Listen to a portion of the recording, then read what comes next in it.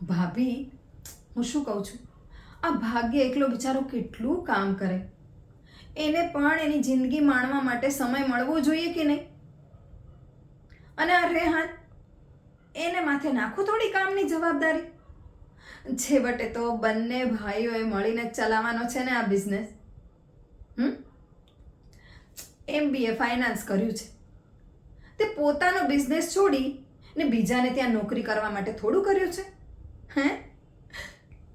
આ રેહાન ફાઇનાન્સ અને અકાઉન્ટ સંભાળી લે. તો ભાગ્ય દીકરો ધંધાના વિકાસ માટે થોડું ધ્યાન આપી શકે ને. અને તમે શું આમ હાથ બાંધીને ઊભા છો? હું શું કહું છું, આ ભાભીએ એકલા હાથે કેટલી સ્ટ્રગલ કરી છે, તો હવે આપણી પણ કંઈક ફરજ ખરી કે નહીં? શું કહો છો? હા,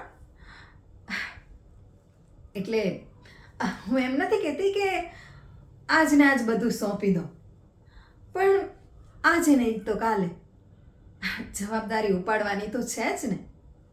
હે? તો તમે આમ નિરાંતે વિચારીને નિર્ણય લેજો. અત્યારે આરામથી જઈ આવો મંદિરે. હા, જય શ્રી કૃષ્ણ. હર્ષ ગઈ, અને તમે શું આમ મોઢામાં મગ ભર્યા હોય એમ ઊભા હતા? હું કંઈક કહેતી હોઉં તો બે વાક્ય બોલાય કે નહીં? હા, ભાભીના મગજમાં ઠસાવી દેવું પડશે કે ભાગ્ય અને રેહાન બંનેનો હિસ્સો છે આ બિઝનેસમાં. અત્યારથી પગ જમાવી દેવા પડશે, નહીં તો રત્ના ભાભીના અને પછી ભાગ્યના ઓશિયાળા થઈને રહેવું પડશે આખી જિંદગી. સમજ્યા? ચાલો હવે